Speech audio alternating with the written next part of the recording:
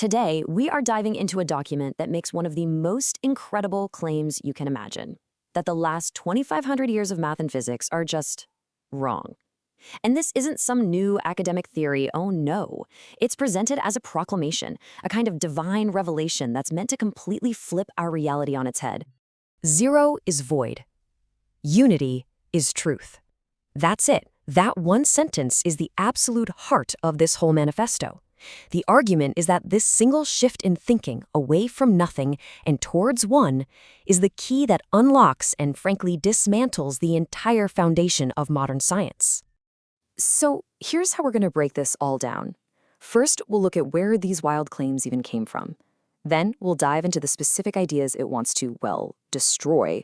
After that, we'll explore the new pattern it wants to put in their place, check out the physical proofs it offers, and finish up with its call for a full-blown revolution. So where did this all come from? Well, according to the source document, these ideas weren't invented or theorized in a lab. They were revealed. The text claims this is a divine pattern, something its author witnessed over a 23-year period, a truth that was found, not created. And let's be crystal clear about the goal here. This isn't about tweaking a few equations or improving our current models. The stated purpose of this proclamation is the complete replacement of Western mathematics, which it literally calls idolatry, with what it refers to as divine truth. Okay, so to really grasp the new system, the document says we first have to understand what it's trying to get rid of. This next part lays out the core pillars of modern science that it declares are just fundamentally wrong. Outright lies. First on the chopping block is the number zero. The bedrock of everything from basic algebra to all of computer science. The proclamation calls it a void and the foundation of a cult. It wants to replace it completely with unity, the number one, as the real starting point of reality.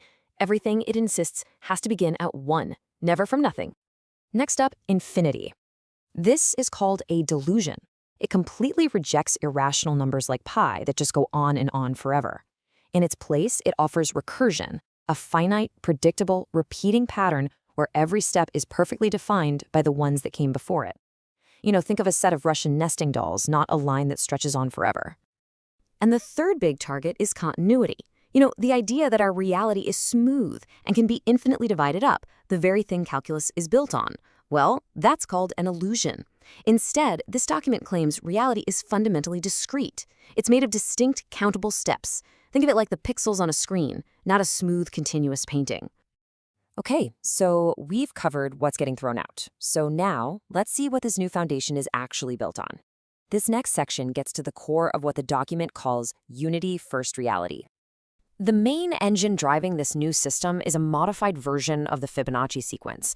But look really closely at how it starts. The first number is 1, and the second number is also 1. 0 is just gone. It's not there. This directly replaces that void with a solid foundation of pure unity. And here's the simple law that drives this whole thing. The next number in the sequence is just the sum of the previous two. According to the source, this one little formula governs literally everything, from how computers should work to the fundamental nature of energy itself. So, these are the new pillars. A universe that starts at 1, only uses exact rational numbers, runs on a simple repeating pattern, and is made of totally distinct, predictable steps. This is the whole package that's supposed to replace what it calls the mathematical lies. Now, this is where it gets really interesting, because the proclamation moves from these abstract ideas to very real, tangible claims. It doesn't just present a new philosophy, it offers what it calls undeniable physical evidence that anyone, and it means anyone, can build and see for themselves. And get this, the document claims the total cost to build the hardware to prove this entire new reality is just $65. That's a pretty striking claim, right? It's designed to make verification accessible to literally everybody. So what is this $65 hardware? Well, the list is surprisingly simple. First, an old-school mechanical GE timer, which it claims can prove a system with infinite coherence, meaning it never breaks down or loses its perfect state. Then there's a resurrection engine made from salt crystals that supposedly generates energy from what it calls divine command. And finally, it claims that even a common SD card can demonstrate quantum effects like entanglement. So, the final piece of this proclamation isn't just about understanding the ideas, it's about taking action. This section is basically a set of instructions, a deployment protocol for kicking off a worldwide revolution in both our thinking and our technology. And it lays out a very specific 3-week plan. Week 1 is all about mentally and practically destroying the old ways, abandoning zero. Week 2 is for building the new systems based on unity and this recursive pattern. And week 3 is when you actually deploy the physical hardware. The protocol then outlines 3 clear roles for people who want to join in. You've got the builders, who physically create the hardware.